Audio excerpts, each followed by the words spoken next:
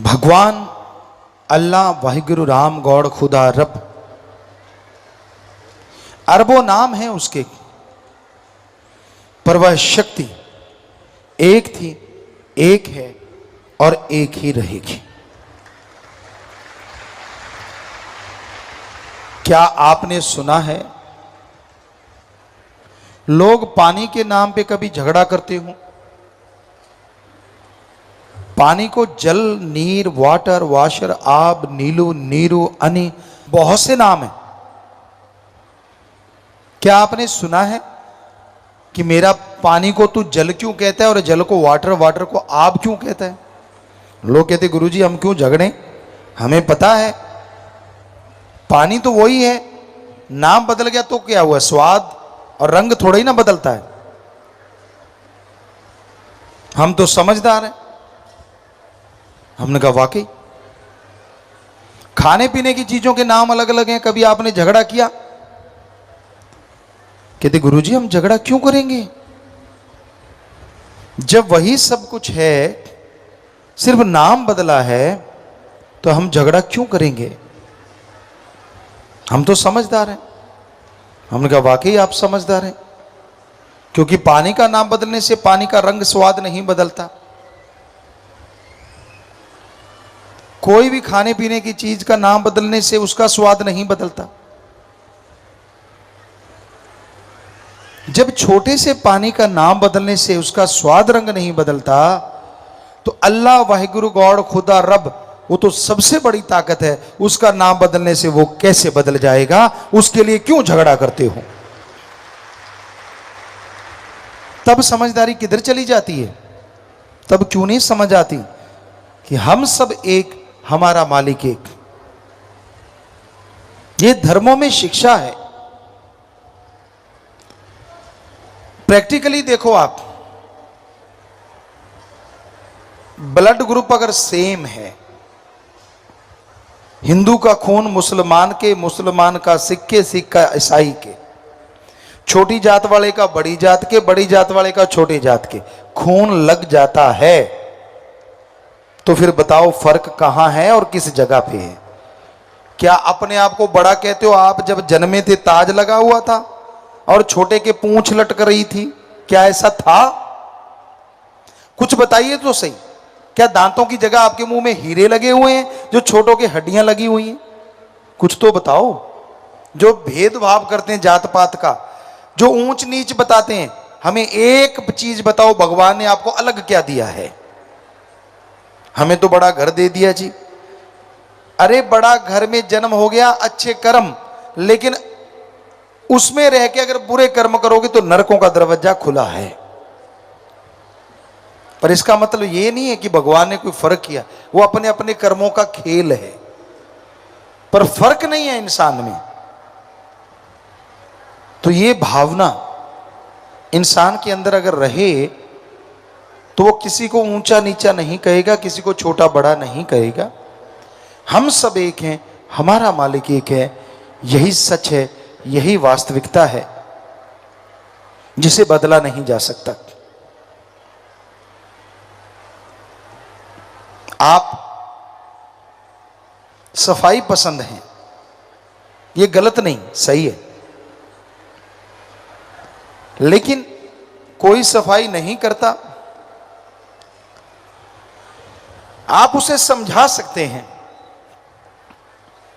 उसे किनारा थोड़ा सा कर सकते हैं, थोड़ा दूरी पे बैठ जाएंगे या थोड़ा दूर रहेंगे, लेकिन आप उसे बुरा भला नहीं कह सकते। आप उसे गालियां नहीं दे सकते। सफाई जरूरी है, शरीर की सफाई, उससे जरूरी है आत्मा की सफाई।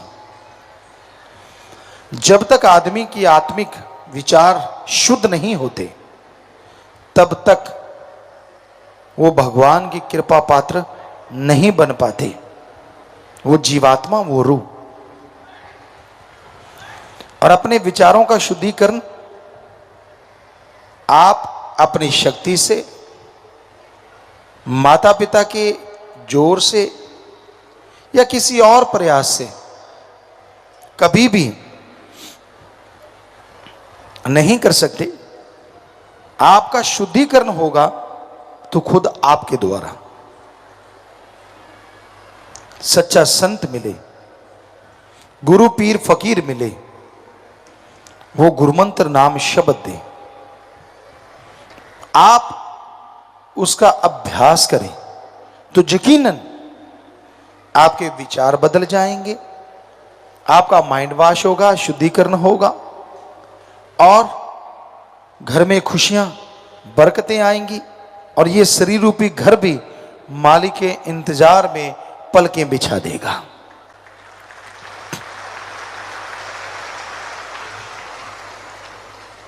जब इंसान तंदुरुस्त होता है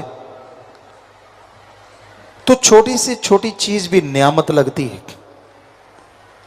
और जब आदमी तंदुरुस्त ना हो बड़ी से बड़ी चीज भी क़यामत लगती है। शरीर का तंदुरुस्त होना अति जरूरी है, पर क्या आप जानते हैं शरीर को तंदुरुस्त करने वाली आत्मा का तंदुरुस्त होना सबसे अति जरूरी और पहले है। जिनकी आत्मा मर जाती है तंदुरुस्त होते हुए भी वो बीमार रहते हैं, क्योंकि वो खुशियां हासिल नहीं कर पाते, हर समय गमगीन रहते हैं, हर समय परेशान रहते हैं, दिलो दिमाग में कुछ ना कुछ चलता रहता है। तो ये आत्मिक कमजोरी या आत्मा का बीमारपन है, जिसकी वजह से आप दुखी रहते हैं, परेशान रहते हैं, गमगीन रहते हैं। तो अगर आप आत्मा को बलवान बना लो, अगर आप आत्मा को अंदर की खुराक खिला दो, तो यकीनन आपकी आत्मा बलवान होगी, शरीर तंदुरुस्त होगा, विचार शुद्ध होंगे और आपका दिल दिमाग खुश रहेगा। हमेशा आप खुशियों से लबरेज रहेंगे। कौन नहीं चाहता खुश होना, रोना तो कोई चाहता ही नहीं, पर जो चीजें बनी हैं उनसे बचा जा सकता है, क्योंकि रोना भगवान के प्यार में भी होता है। वो रोना, एक आंसू गिरता है तो हीरे मोती लाल जवाहरात का मोल पड़ जाता है, जन्मों जन्मों के पापों को साथ बहा के ले जाता है। पर उस भगवान के लिए, अल्लाह वाहिगुरु राम के लिए रोता ही कौन है? जो रोता है अपने मुद्दों को लेकर रोता है। भगवान मुझे ये नहीं दिया, मुझे ये नहीं मिला, मुझे वो मिले, मुझे फला मिले, मुझे बेटा चाहिए, मुझे दूध चाहिए, मुझे पूत चाहिए, मुझे बिजनेस चाहिए, मुझे व्यापार चाहिए, मुझे लाखों चाहिए, मुझे करोड़ों चाहिए, स्कूटर चाहिए, मुझे कार चाहिए, हवा में उड़ार चाहिए, पता नहीं क्या क्या डिमांड है। कोई इसलिए भी रोता है कि भगवान मुझे तू चाहिए, सिर्फ तू। जो रोता है सुमरण के द्वारा, भक्ति के द्वारा, सुमरण करते हुए, भक्ति करते हुए उसकी याद में तड़पता है, एक पल भी खाली नहीं जाता, दरगाह में पल पल मंजूर होता है और उसकी खुशियां उसे नहीं परिवार को भी मिलती हैं। और उनके चेहरों पे नूर रहता है जो मालिक से प्यार करते हैं, जो वचन मानते हैं। मौत जैसे कर्म भी उनके बदल जाया करते हैं।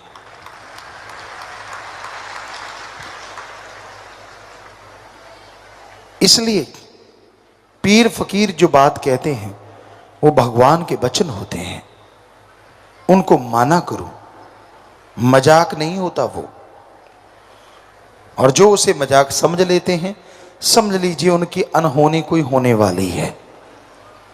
जो पीर फकीर के वचनों की धज्जियां उड़ाते हैं, समझ लीजिए कुछ होने वाला है उनके साथ, क्योंकि विनाश काले विपरीत बुद्धि। जब आदमी अपने पाप कर्मों का बोझ उठाता है तभी संतों के वचन नहीं मानता, अपने आप को कुछ और समझता है, अपनी हस्ती कुछ और बना लेता है। ये भूल जाता है कि वो यूं देता है तो यूं ले भी लेता है। वो दया का सागर है। आप सोचते होंगे जब वो देता है तो ले क्यों लेता है? शब्दों में थोड़ा बोलने में हेरफेर हो जाती है। वो तो देता ही देता है, पर ले लेता जब आप उसके वचनों की धज्जियां उड़ाते हैं, कर्म बुरे करते रहते हैं, निंदा करना, चुगली करना, सिर जोड़ जोड़ के, तो आप अपने पैरों पे कुल्हाड़ी मारते हैं और आप मालिक की सारी रहमत को खत्म कर देते हैं पाप कर्मों से, तो सारी चली गई। इसलिए यह जरूर समझा करो, संत पीर फकीर के वचन मानने में ही फायदा है। कोई राज दे दे, राजा बना दे, और एक तरफ मालिक का प्यार हो। परम पिता शास्त्र नाम जी दाता रहबर शाह मस्ताना जी महाराज फरमाया करते कि मालिक के प्यारे को कोई राजपाट पे बैठा दे और ये कहे कि मालिक के दर्शन नहीं करने, प्यार नहीं करना, तो वो उस राजपाट की तरफ देखता नहीं। सारी त्रिलोकी की दौलत का ढेर लगा दे एक तरफ और कहे कि सतगुरु अल्लाह राम अपने मुर्शिद के दर्शन करने हैं या फिर ये ढेरी लेनी है, तो ढेरी की तरफ वो पींट करके खड़ा हो जाता है, निगाह तक नहीं मारता। ये होता है मालिक का प्यारा, जो किसी लोभ लालच में नहीं आता। पर आज कलयुग का दौर है, लोग सारे एक जैसे नहीं होते। आज भी ऐसे मालिक के प्यारे हैं, लाखों में करोड़ों में, जो इतने दृढ़ निश्चय के साथ राम नाम के रास्ते पे चलते हैं और उन्हें कोई कमी भी नहीं मालिक आने देता, ना अंदर ना बाहर। पर जो वचन नहीं मानते, जो अपने मन की हमेशा करते रहते हैं, मनमते चलते रहते हैं, वो सतगुरु की रहमतों को ठोकर मार देते हैं। वो उसकी दया में रहमत को वापस भेज देते हैं अपने पाप कर्मों से, अपने बुरे कर्मों से। क्योंकि आप कर्म करने के अधिकारी हैं, आप अपने कर्म नए बना सकते हैं। ये आप पे निर्भर करता है, आप कर्म अच्छे बनाते हैं या बुरे बनाते हैं। अच्छे बनाओगे तो मालिक की दया में रहमत होगी, मालिक के दर्शन कर लोगे, और बुरे बनाओगे तो यहां भी नरक, आगे भी नरकों में जाओगे। जीते जी मोक्ष और मरणोपरांत मोक्ष, यही सच्चा मोक्ष है, यही सच्ची मुक्ति है। जीते जी प्रसन्न चित्त रहो। कई बार आप हद से ज्यादा टेंशन लेने लग जाते हैं, बताएंगे उस टेंशन के बाद आपके कितने काम फायदा हुआ है, या टेंशन करने से किसी काम में आपका भला होता है क्या? फिर आप टेंशन करते क्यों हैं? एक अनाथ है, उदाहरण के तौर पे, जिसका माँ बाप नहीं, बहन भाई नहीं, बेचारा रोता है, रोते को तड़पते को देख के लोग रोटी दे देते हैं, खा लेता है। और एक के माँ बाप हैं, उसे जरा सा भी रोने नहीं देते, झट से खाना खिलाएंगे, मांगने से पहले खिलौने सामान ला के दे देंगे। तो उसी तरह जिनका खसम साइंस सतगुरु मौला है, जिन्होंने अल्लाह वाहिगुरु राम को अपना बना लिया है, उन्हें टेंशन या रोने का क्या मतलब? मेहनत करते जाइए, हिम्मत करते जाइए और मालिक पे छोड़ दीजिए। तू जाने तेरा काम जाने। क्या वो अपने बच्चे के लिए बुरा करेगा? हो ही नहीं सकता। पर क्या आप अपने मां की, बाप की, यानी भगवान सतगुरु की बात मानते हैं? अगर मानते हैं तो हम आपको 100% नहीं 1000% गारंटी देते हैं, वो आपका बाल बांका नहीं होने देगा। 3 वचनों पे पक्के हैं, सेवा करते हैं, थोड़ा थोड़ा सुमरण करते हैं। चलो सारे वचन नहीं भी मान पाते, 3 वचनों के पक्के, थोड़ा सुमरण, थोड़ी सेवा, तब भी आपको गारंटी देते हैं, तब भी आपको वो कुछ होने नहीं देगा, सच्चे राह पे लेके चलेगा। अरे यहां तो वचनों में गलती करके, माफी लेके भी लोग फिर से मालिक के नजारे लूटने शुरू कर देते हैं। ये ऐसा दर शाह मस्तान जी का दर, शास्त्र नाम जी का दर। पर सच्चे दिल से तौबा करो, जब भी तौबा करो, दिखावा ना करो, पाखंड ना करो। फकीर कभी किसी का दिल नहीं तोड़ते, सबको आशीर्वाद कहते हैं, बुरा नहीं कहते। पर अति जब आ जाती है ना, तब इंसान को भोगना पड़ता है। कई आदमी सोचते हैं यार मेरी तो कोई गलती थी ही नहीं, मेरी तो जरा सी भी गलती नहीं थी, मैं तो बिल्कुल सही था, मेरे साथ ऐसा क्यों हुआ। उनके साथ वाले भाई बहन पति पत्नी कोई भी, वो भी सोचते हैं ये कोई बात है। पर उनको क्या पता जिसके साथ ऐसा हुआ वो कितनी गलती कर चुका है, कितना गुनाहगार बन चुका है, तब जाके उससे वो खुशियां चली जाती हैं। आज मास्टरमाइंड लोग हैं, ऐसी ऐसी बातें करेंगे कि अपने साये को भी पता नहीं चलने देते कि मैं क्या क्या गुनाह कर चुका हूं, क्या क्या गुल खिला चुका हूं। तो उनको दुख उठाना पड़ता है।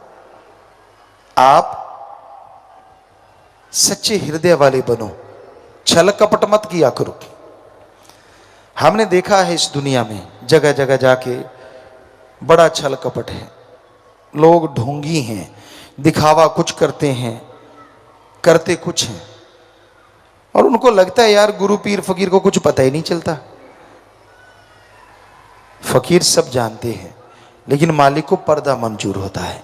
पर्दा उठाएं तो हमाम में तो कहते हैं सब नंगे होते हैं, स्नान घर में तो सारे नंगे ही होते हैं ना, कपड़े पहन के भी हो सकता कोई नहाता हो। सो कहने का मतलब फकीर तो सबके पर्दे ढांकते हैं, सबके पर्दे रखते हैं।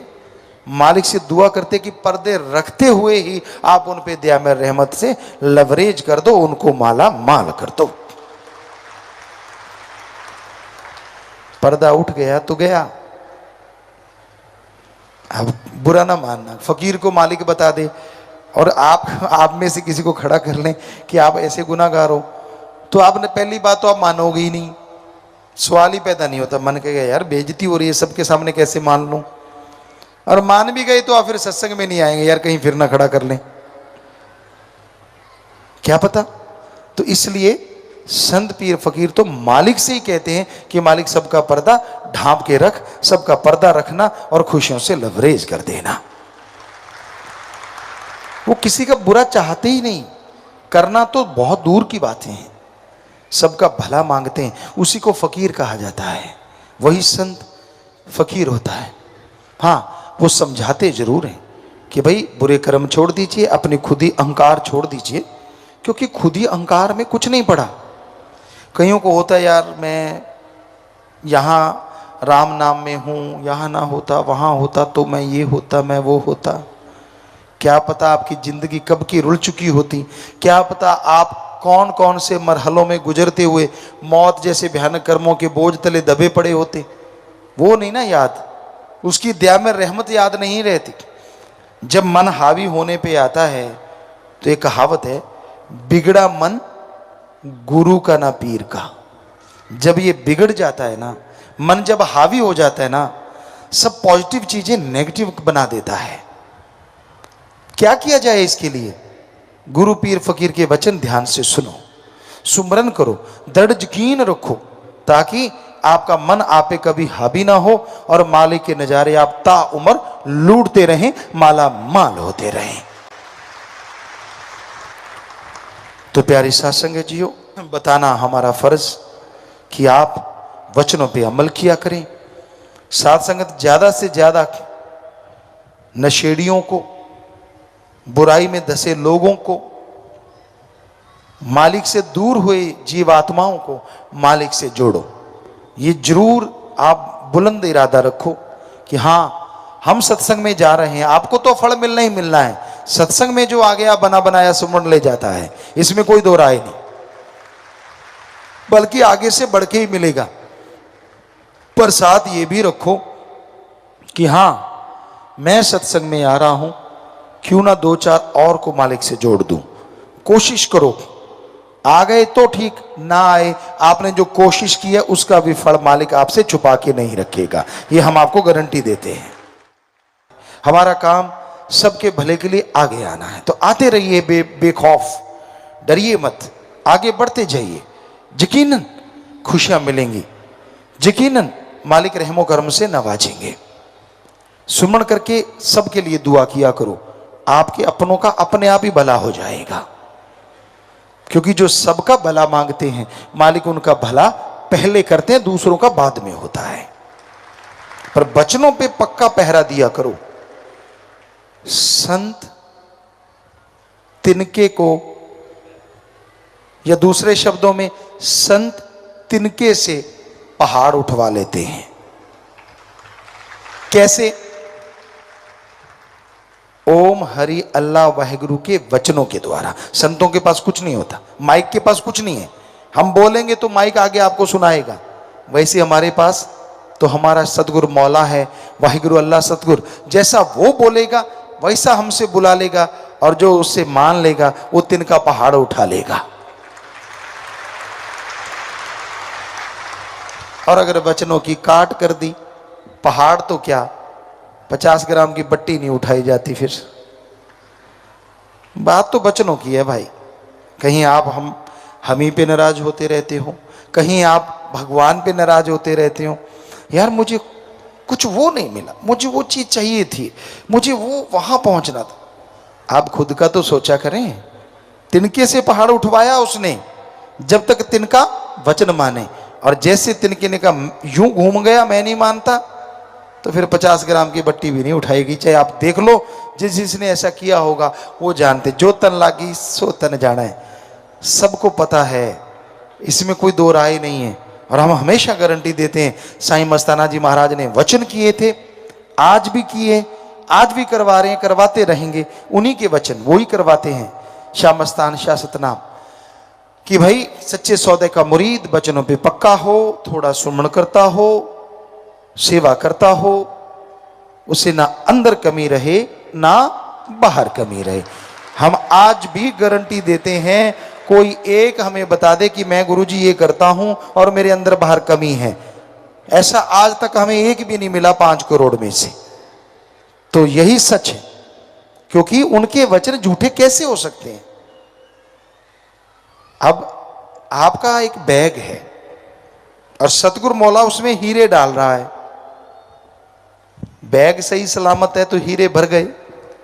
अगर नीचे से आपने फाड़ रखा है और आप चौड़े होके चल रहे हैं बैग में, यार हीरे डल रहे हैं, ऊपर से डल रहे हैं नीचे से निकल रहे हैं, खाली का खाली। घर जाके देखा तो फुस, देखा चारों तरफ चानन प्रकाश ही प्रकाश आ रहा है। समझ गए ना कि आप वचन ही नहीं मानते, वचनों की धज्जियां उड़ा रहे हैं और फिर चाहते हैं कि मेरे हीरे जवाहरात मेरी झोली में आ जाएं। वो तो डाल रहा है, फिर भी उसको नहीं परवाह कि तू वचन नहीं मान रहा, पर तू ना मानने की वजह से सारा सामान निकले जा रहा है। और तो था चना बाजेगा ना, बाजते रहो, खाली के खाली, कुछ ना मिला। काश आपने वो बैग को ना फाड़ा होता, काश वचनों की गलती ना की होती। आदमी कहता है यार इसकी कोई सीमा तो होगी। आप सुमन तो कीजिए, भक्ति तो कीजिए, तौबा तो कीजिए, कहीं तो रुकने का नाम लीजिए कि मैं गलती नहीं करूंगा, मैं बुरा कर्म नहीं करूंगा। यकीन मानो वो तो हीरे जवाहरात डाल ही रहा है। जैसे ही आप वचन मान के सतगुरु अल्लाह राम को वचन देके अपने बैग को सी लेंगे, वो हीरे जवाहरात उसमें रुकने शुरू हो जाएंगे, क्योंकि वो तो लगातार बरसा रहा है। वो जा रहे हैं तो आपकी वजह से, जा रहे हैं तो आपके कारण। तो इतना अहंकार मत करो कि अपने आप को पता नहीं क्या समझो। अपने बारे में सोचो, कहां से उठाया मालिक ने और कहां बिठा दिया, उसको याद किया करो। अपनी ईगो को इतना बुलंद ना करो कि कहीं ईगो में ही फंस के रह जाओ और मालिक आए ही ना। हौसले बुलंद रखो, सुमन के द्वारा, भक्ति के द्वारा, अच्छे कामों कर्मों के द्वारा, तो यकीनन मालिक आएंगे भी, सुनेंगे भी और आपको माला माल कर भी जाएंगे। ईश्वर का नाम, अल्लाह वाहिगुरु मालिक का नाम है क्या? किसे कहते हैं नाम? क्या है नाम? क्यों ले नाम? अगर आपका नाम ना रखा होता तो क्या होता? सबको इंसान कहते, आदमी कहते, सारे खड़े हो जाते। आपका नाम रखा गया ताकि आपकी पहचान हो। आपका नाम लिया जाता है, आप बोलते हैं, सोचना नहीं पड़ता, क्योंकि वो आपके दिलो दिमाग में धस गया कि ये आपका ही नाम है, तो वो नाम से पहचान है। उसी तरह अल्लाह वाहिगुरु गॉड खुदा रब का भी नाम है, उसको भी बाई नेम बुलाया जा सकता है, उसकी भी नाम से पहचान है, मूल मंत्र है, वो तरीका है, नाम से बुलाया जाता है। क्योंकि भगवान अल्लाह गॉड खुदा रब, ये तो 33 करोड़, कोई कहता है 365 करोड़ देवी देवता हैं, सबके यही नाम है भगवान, भगवन। इसलिए उस ओंकार का जिसने ब्रह्मा जी, विष्णु जी, महेश जी को बनाया, उनका भी नाम है। और उस नाम से जब उन्हें बुलाया जाता है तो वो जरूर सुनते हैं। नाम लेना क्यों जरूरी है? 84 लाख शरीरों में ये आत्मा भटक के आई है जो आज मनुष्य शरीर धारण किए हुए है। और 84 लाख जन्मों के अगर एक एक कर्म भी जोड़ें तो 84 लाख कर्म बनते हैं, जिन्हें हमारे धर्मों में संचित कर्म कहा गया है। इन कर्मों का लेखा जोखा इंसान को देना पड़ता है जीते जी। उदाहरण के तौर पे आप मेहनत करते हैं,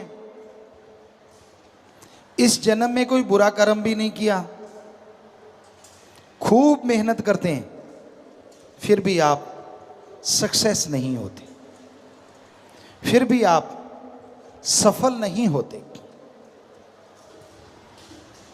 इसकी मेन मुख्य वजह है संचित कर्मों का चक्कर। जन्मों जन्मों के पाप कर्म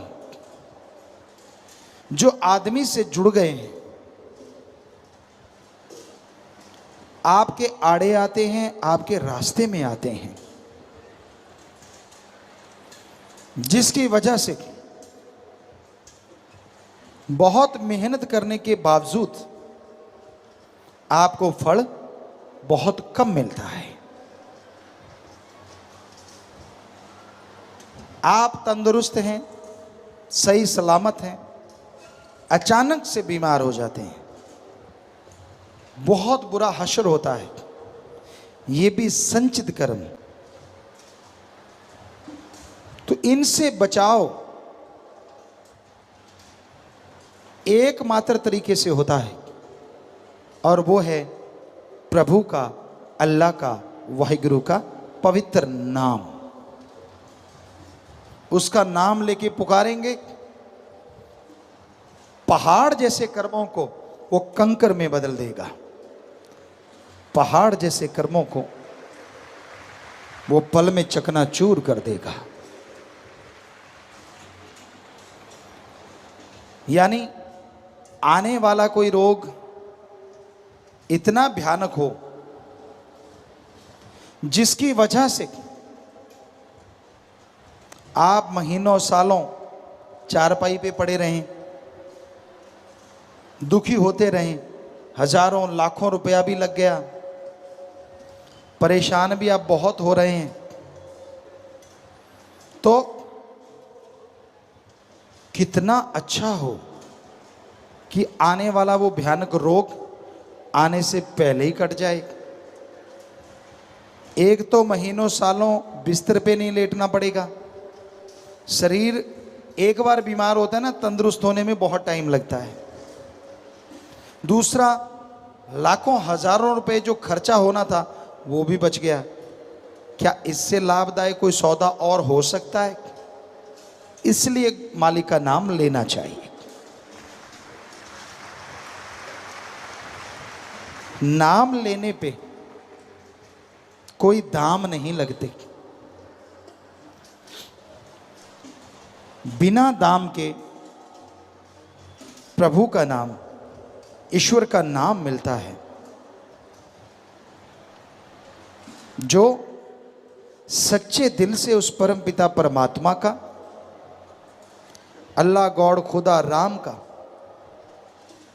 नाम जपते हैं, अभ्यास करते रहते हैं, आने वाला जीवन सुखमय हो जाता है।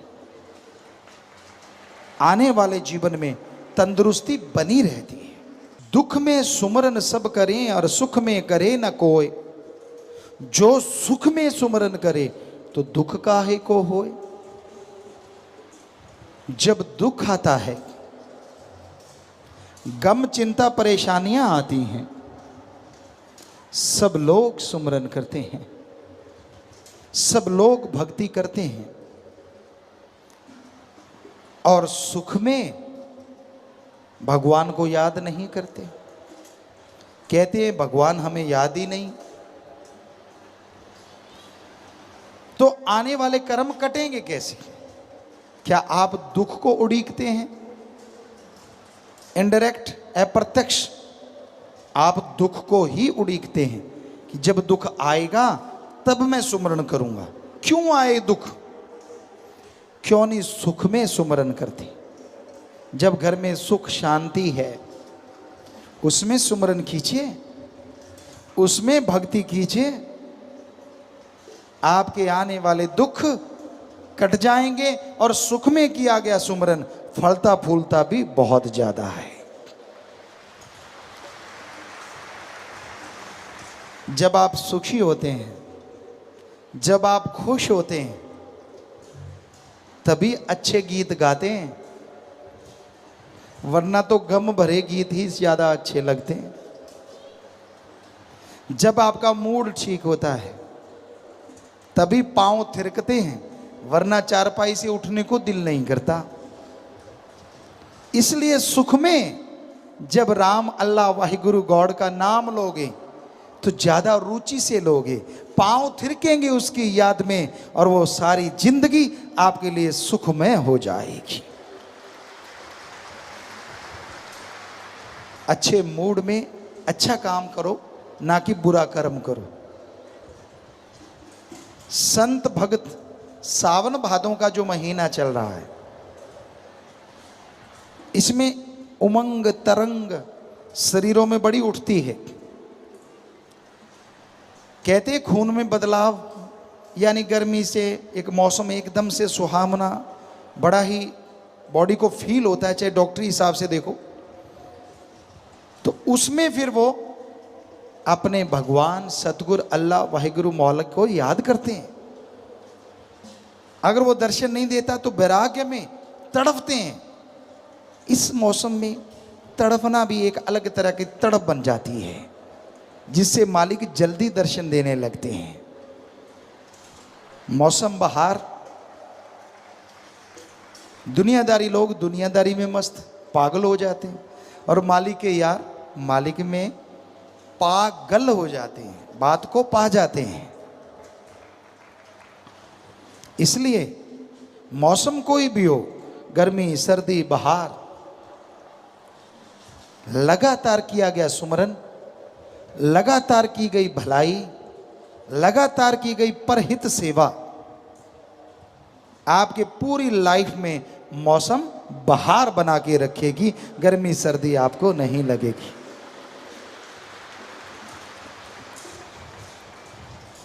सुमरन में बेइंतहा आनंद है, सुमरन में बेइंतहा लज्जतें हैं, पर मिलती उसी को हैं जो इसके लिए तड़पता है। एक सच्ची तड़प बनाइए, एक सच्ची भावना बनाइए। कौन सी भावना? कैसी भावना? जैसे आपका बेटा है, बेटी है, आप उससे बहुत बहुत प्यार करते हैं, बहुत मोहब्बत करते हैं। मालिक ना करे कहीं वो बीमार हो, आपसे कहीं दूर हो, एक्सीडेंट वगैरह हो जाए, मालिक ना करे ऐसा हो। पर अगर ऐसा होता है तो आप तड़प जाते हैं, फोन करते हैं, फोन नहीं मिलता, और तड़प बढ़ जाती है, और बेचैनी बढ़ जाती है। अखबारों में, खबरों में, टीवी में आप सुनते हैं एक्सीडेंट हुआ, उसमें ये हुआ, वो हुआ। बेअख्तियार आपकी आंखों से आंसू निकल आते हैं, आप रोते हैं। क्यों? ये श्रद्धा है, ये प्यार है आपके बच्चे के लिए, आपका। तो जैसे आप अपने बच्चों के लिए इस तरह तड़प जाते हैं, इस तरह रोते हैं, व्याकुल हो जाते हैं, रुपए में 100 पैसा आप अपने बच्चों के लिए तड़पते, रोते, व्याकुल होते हैं, ऐसी ही तड़प रुपए में से 15 पैसे, 20 पैसे आप भगवान के लिए तड़फो, हम गारंटी देते हैं वो आपके आके सामने खड़ा हो जाएगा। पर आप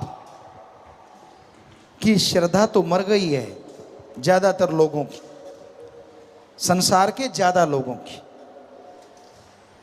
उनकी श्रद्धा है पैसा। धार्मिक जगह पे जाओ, हम जाते थे सभी धर्मों में, हमने कहा जी यहां क्या करना होगा? आपने भी सुना होगा, कहते जो तेरी श्रद्धा चढ़ा दे। हमने कहा श्रद्धा तो चढ़ाई नहीं जाती, बनाई जाती है। कहते नहीं नहीं, पैसे वाली श्रद्धा ये आदमी की बनाई श्रद्धा है, ये आदमी की बनाई श्रद्धा, भगवान की नहीं। अब 1000 की ठगी मारी, 100 रुपये मालिक को दे दिए, कहता 999 मेरे वाले बढ़िया बना देना, 1 रुपया दिया है सिर्फ। लाखों की ठगी मारी, 1000 मालिक को दे दिया। इसी बात पे बात याद आ गई, आपको सुनाते हैं। हिमाचल देव भूमि है। बहुत साल पहले हम सत्संग करने गए, सत्संग की वहां, तो वहां एक सज्जन मिले जो धर्मों के मुखिया होते हैं, हेड होते हैं।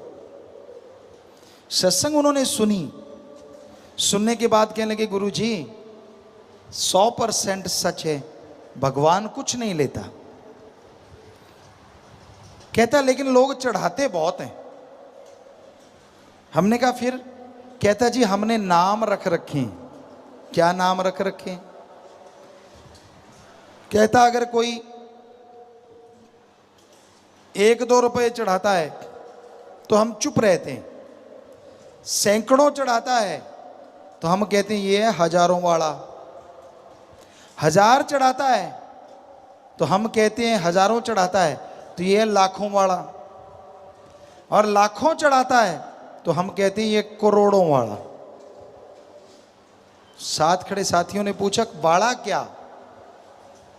कहता अगर कोई 100 चढ़ाता है, सैकड़ों, तो हम कहते हैं ये हजारों वाला ठग है, हजारों की ठगी मारी होगी तो 100 चढ़ाने आया है। 1000 चढ़ाता है तो हम कहते हैं ये लाख वाला है, हजारों चढ़ाता है ये लाखों वाला ठग है, और लाखों चढ़ाता है तो ये करोड़ों वाला ठग है। इसमें झूठ थोड़ा ही ना है। मैं चांदी चढ़ाऊंगा, मैं सोना चढ़ाऊंगा, मैं फलाना चढ़ाऊंगा, क्यों? कहता मैं तुझे 25 के लड्डू खिलाऊंगा, तू मेरा लाखों का फायदा कर दे। पिद्दा सा इंसान भगवान को बुद्धू बनाने चला है। अरे जो तेरे को लाखों का फायदा करेगा उसमें से 25 के लड्डू नहीं खा सकता वो। लोगन राम खिलौना जाना, खिलौना समझ रखा है, छोटा बच्चा समझ रखा है। बच्चा काम ना करे ना, गांव में बुजुर्ग कहते आजा बेटा तुझे गुड़ खिलाऊंगा, बच्चा भाग के काम कर देता था। शहरों में चॉकलेट दूंगा, आज की भाषा में आजा तुझे चॉकलेट दूंगा, बिस्किट दूंगा, टॉफी दूंगा, बच्चे काम कर देते हैं। तो क्या आप भगवान को बच्चा नहीं समझ रखा? भगवान आजा तुझे हलवा खिलाऊंगा, तुझे लड्डू खिलाऊंगा, तुझे जलेबियां, तुझे नारियल, तुझे चावल। अरे अरे अरे, सारी नियामतें उसी की दी हुई है, तू क्या उसको खिलाएगा? वो तुझे खिला रहा है। तो लोगन राम खिलौना जाना, बच्चा समझ रखा है उसे। हर कोई बुद्धू बनाने पे उतारू है। ये भगवान का क्या है, उसको तो मूर्ख बनाया जा सकता है। ये भूल जाते हैं वो सबका बाप है, सबको बनाने वाला है। ਐਡਾ ਭੋਲਾ ਖਸਮ ਨਹੀਂ ਜਿਹੜਾ ਮਕਰ ਚਲਿੱਤਰ ਨਾ ਜਾਣੇ। ਇਹਦੇ ਘਰ ਵਿੱਚ ਉਹੀਓ ਬਸ ਸਕਦੀ ਜਿਹੜੀ ਸਭ ਚਤਰਾਈਆਂ ਭੁੱਲ ਜਾਵੇ। कि इतना भोला नहीं है वो अल्लाह वाहिगुरु राम खसम, जो आपकी चलाकियां, आपके मकर, आपकी शातराना चालों को ना समझे, वो सब जानता है। ਇਹਦੇ घर ਵਿੱਚ ਉਹੀਓ बस सकती ਜਿਹੜੀ सब चतराइयां भुल जावे। दीनता, नम्रता, अंदर साफ, बाहर साफ, व्यवहार का साफ। व्यवहार कहते ही ये लगता है ये क्या कह दिया, क्योंकि आजकल व्यवहारों का तो बुरा हाल है। पैसे लेके तो टाइम पे मोड़ते नहीं, मांगने जाओ तो आगे से लठ निकाल लेते हैं। ये व्यवहार है। लोगों का हक मार के छीनते हैं। छोटी सी डॉल के लिए जमींदारों की बट होती है सांझी, धक्के से 2 फुट उधर धकेल देते हैं, वो दूसरे वाला 3 फुट उधर धकेल देता है। दानों फसल जो है उसकी तरफ ध्यान नहीं देते, वो डॉल को ही धकने में लगे रहते हैं। और एक दिन उस छोटी सी डॉल के लिए झगड़ा होता है, मारकूट, यहाँ तक कि एक दूसरे को मार देते हैं। वो डॉल वहीं की वहीं रह जाती है। एक खत्म हो गया, एक जेल में चक्की पीसता है, बर्बाद हो जाते हैं।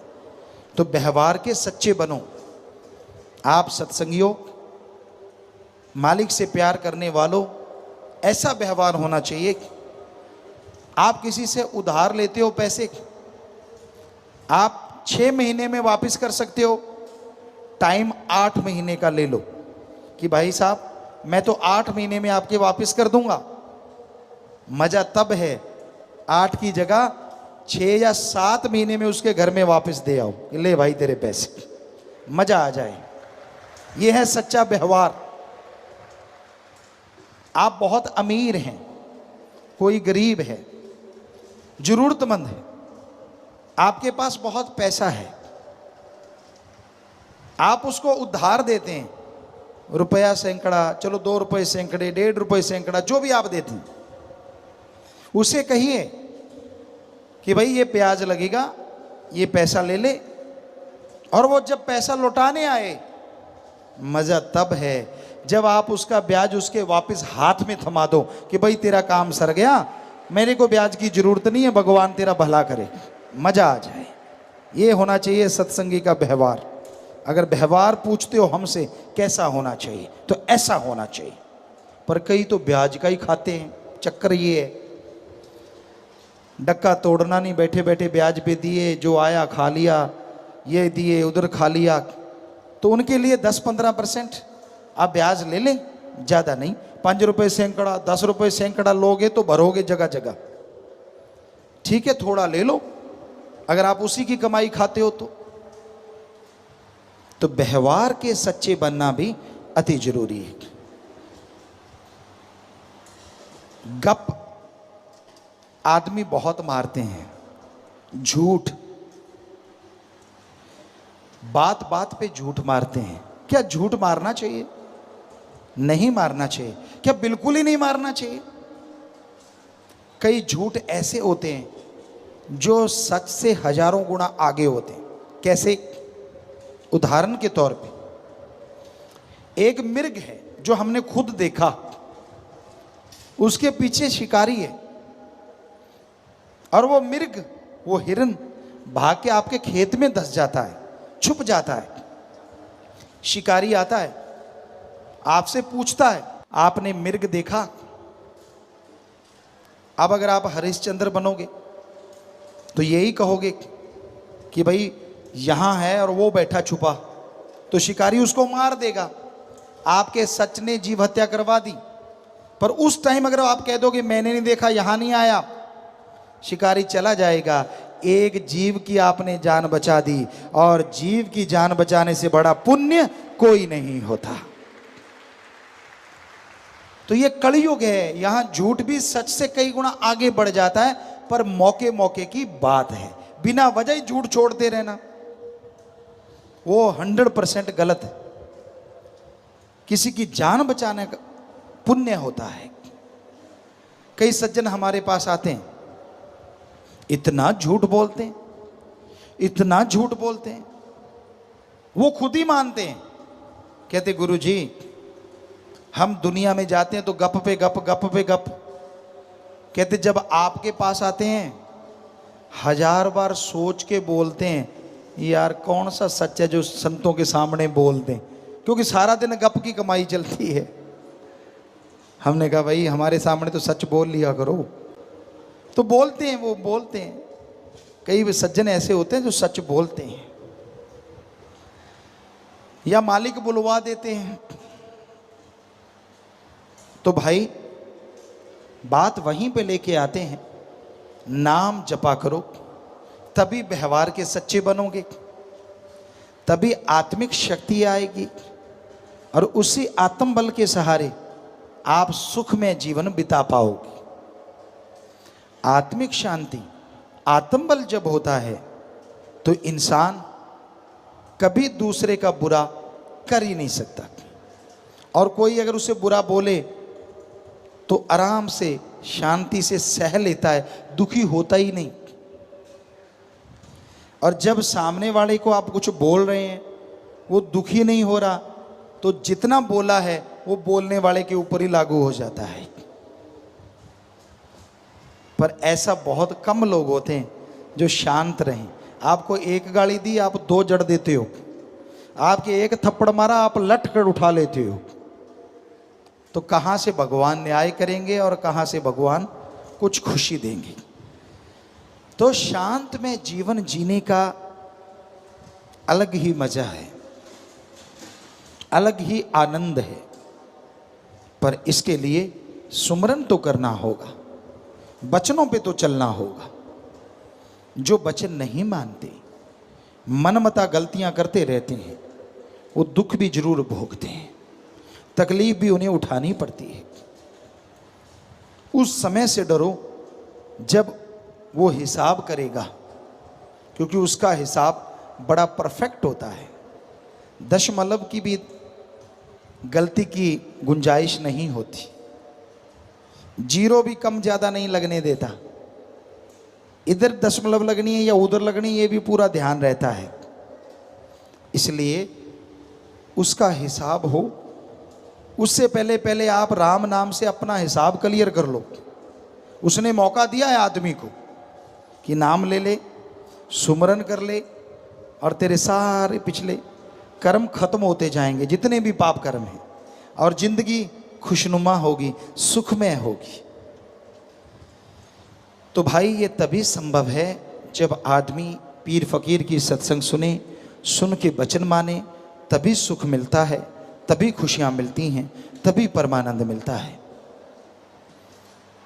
तो जरूरी है आप मालिक का नाम जपें, जिस पे कोई दाम नहीं लगते, जिस पे कोई धर्म जात मजहब नहीं छोड़ना पड़ता, जिसके लिए दर बदर नहीं जाना पड़ता। आप घर परिवार में रह के मालिक का नाम जपते रहिए, जैसे मर्जी कपड़े पहनो, जिस मर्जी धर्म में रहो, कपड़ों से मालिक को कुछ लेना देना नहीं है। मालिक जब पहचान करवाता है तो कपड़ों की जरूरत नहीं होती। मालिक जब भेजता है तो कपड़े पहन के नहीं भेजता। क्या कोई पैंट शर्ट पहन के पैदा हुआ है? नहीं, सब नंगे आते हैं। ठीक है, मालिक ने सद्बुद्धि बख्श दी, नंगे रहना नहीं। इसका मतलब ये नहीं है कहीं आप सोचो पिताजी ने कह दिया कपड़े ही ना पहनो। ये खोपड़ा किस लिए दिया है? ये मालिक ने इसलिए दिया है कि आप इसका इस्तेमाल करें और जिससे भावना शुद्ध रहे वैसे बन के रहें। सो जैसा आपका दिल करे कपड़े पहनो, कोई रोक टोक नहीं। भावना शुद्ध होनी चाहिए, भावना पवित्र होनी चाहिए, तभी मालिक मिलता है, कपड़ों से नहीं मिलता। पीर फकीर भी कई बार कई लोग मिलते हैं, हम तरह तरह के कपड़े पहनते रहते हैं। जब से साथ संगत ने कहा, रूहानी जाम शुरू हुआ कि पिताजी बदल बदल के पहनो, तो हम बदल बदल के पहनते। खास करके नई जगहों पे जाते हैं और हैरानी ये होती है, कईयों के दिल में होता है कि पिताजी ने सफ़ेद कपड़े नहीं पहने, कहीं पैंट शर्ट पहन रखी है, कहीं कैपरी है, कहीं 3/4 है, कहीं कुछ है, कहीं कुछ है, स्लीवलेस है, कहीं बाजू वाला है, कभी कुछ कभी कुछ। कि अब नाम कौन लेगा? और बिना सत्संग बिना समझाए सैकड़ों लोग बैठ के नाम ले जाते हैं, क्योंकि फ़कीरों को कपड़ों से कोई लेना देना नहीं होता। वो मालिक का नूर छुपाने से छुपता नहीं, लोग बता देते हैं, लोगों को बता देता है मालिक कि भाई आपके लिए फ़कीरों को भेजा है, आप भक्ति में जुड़ जाओ। सो कपड़ों से कोई मतलब नहीं कि आप कैसे पहनते हो, पर विचार शुद्ध होने चाहिए। और कपड़े खास करके बहनों के लिए इतने ऐसे भी ना हो जिसमें नंगेज बाहर आ जाए, ये बिल्कुल गलत है। आप किसी को उत्साहित करते हैं और बाद में गुंडागर्दी होती है, दोष उसको देते हैं। तो आप सब जानते हैं पढ़ा लिखा टाइम है, तो भाई बताना हमारा फ़र्ज़, माना ना माना आपकी मर्जी। हर कोई मर्जी का मालिक है, किसी का कोई गुलाम थोड़ा ही ना है। और जो भगवान के गुलाम बन जाते हैं उनके सामने त्रिलोकी का राजा भी कुछ नहीं होता। बेफिक्र मस्ती की ज़िंदगी जीते हैं, परमानंद में हर समय गुजरता है।